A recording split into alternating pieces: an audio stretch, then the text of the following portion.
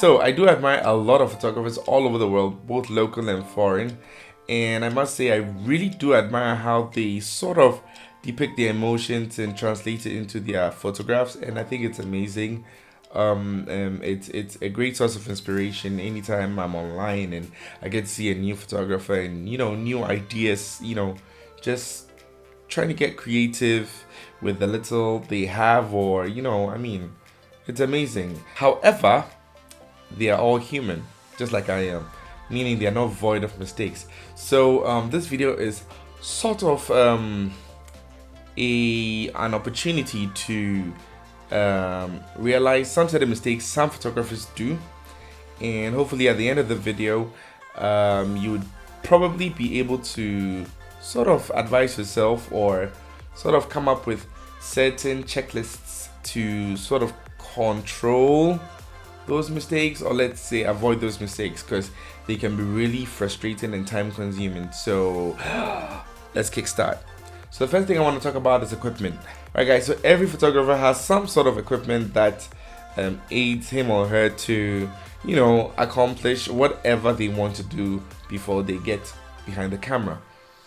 Now I really want to emphasize this because I think very early in my photography years, when I started, I used to make these mistakes a lot, especially with equipment, and it was really annoying because you get on set and you realize that you've sort of left something behind that you really need so much, and now you have to improvise.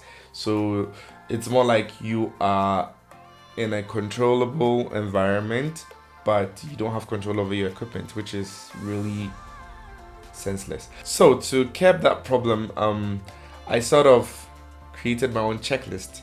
So what I do is I create a checklist the previous day. So this indicates which equipment I'm supposed to leave behind or take for this shoot. I make sure that I list each and every equipment, and then I pack. So when you're ready to go the next day, you just pick up your bag and then you go and have your shoot. Simple as that. Another thing I like to talk about is shooting blind. And I don't necessarily mean when you're blindfolded or something, but you get to the scene and you just start shooting. There's a likelihood that you may probably drift away from the intended look of the shoot. So what I'd advise is you try as much as possible to have an idea, okay, before the day of the shoot. Now, once you have an idea up here, when you go out there to shoot, you waste less time because you know what you actually want, what look you're actually going for. Create a mood board, share it with the client or share it with whoever you're going to shoot. Let them know that this and this is what we want to achieve in a day, and then you're good to go. Another thing I like to talk about is location. Now, this is a common mistake I used to do so many times. Anytime I have a location in mind and I've realized a friend has shot at that same location, I just pick up my phone and go like, yo, how's the place like? Do they have this? Do they have that? And it's actually very interesting when you go there and it's somewhat a bit different from the description a friend gave you. Now, it's not really the friend's fault, but then every human being has a different opinion about some certain things. So what may be pleasing to someone may be terrible to someone. So it's always imperative for you to just go to scout, go to the place, check the place out before you actually go there for the shoot. That way you get more ideas. Now the other reason why I feel it's really important to go to the location before the day of the shoot is some locations in Ghana here have restrictions. And sometimes I really don't understand, because if you're supposed to take a picture at a really nice place and you're supposed to post it on social media, it's sort of like an advantage to that place, because supposing it's a hotel, right? And you want to use the lawn or something, obviously you're going to tag that hotel when you're going to post. But then unfortunately some places, well, let's just say they have issues, and I still really don't understand. But yeah, so you go there the previous day, you just go talk to whoever you're supposed to go talk to, take permission. If you have to pay for something, just pay up, just be prepared. That way, when you come there on the day of the shoot, you're not taken by surprise over some things you didn't even think about, and the whole thing becomes flimsy, and it's not really anything to write home about. So, models. Let's talk about models.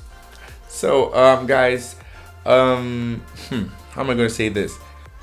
Most photographers feel that once a model, always a model. Okay, what they forget is that some models specialize in certain categories of pictures or photos. Okay, so the fact that she's a model doesn't necessarily mean that she's going to work for your concept. Do you get it? So you need to really have that in mind. For instance, a model who normally takes nude photos, okay, you don't expect that same model to excel in fashion. They're two different things. So one thing I really like to do is about researching, okay? I go to the model's Instagram, I check the bio, and most importantly, I check the pictures she's uploaded. Now, if you're seeing great images and you're seeing the concept of those images, probably maybe you may have one or two pictures which are similar to your concept. Chances are she's going to give out her best when you ask her to do the shoot with you.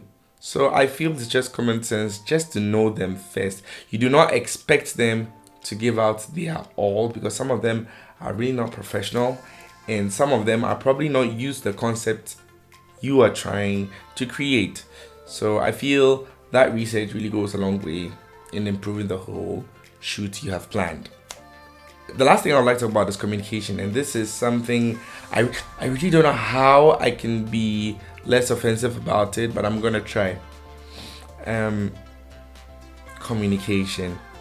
You talk, I talk. Okay? Some photographers are really bossy. I don't care, not to me per se, but then to the models. Now, if you do not have a decent conversation with the model, if you do not have communication with the model, how the hell do you expect the model to give out her best? It wouldn't happen.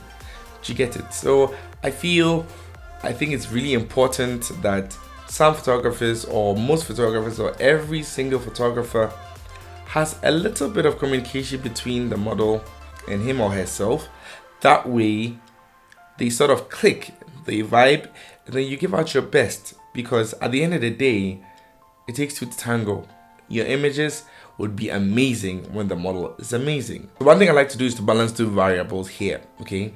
I have the jovial variable, and then I have the seriousness variable. So now what happens is, if I feel the model is kind of moody, is not really vibing, or her spirit is not really into it, I increase the variable of jovial. Okay, so once you're jovial about it, she tends to laugh, then she gets out of her comfort zone. Okay, she's happy. Then once it's there, I bring back the seriousness. So it happens instantaneously. So what this thing does is it creates two things. It gives you micro breaks, one, and it tends to ease out any tension you're having with the model, or if something is going wrong. You get it? So I think this has really worked for me. It probably may work for you too. So that's a nice tip. Alright guys, so these are a few mistakes that I've really seen lots of photographers do. Nobody's perfect, but then these are some I have identified. I've learned from some of them, and they've really helped me a lot. So guys, you know the drill already. Subscribe, leave a like, share this video, and leave a comment. I'd be so glad to, answer whatever you guys ask me, throw at me. Stay safe, stay sharp, and I will see you in the next one.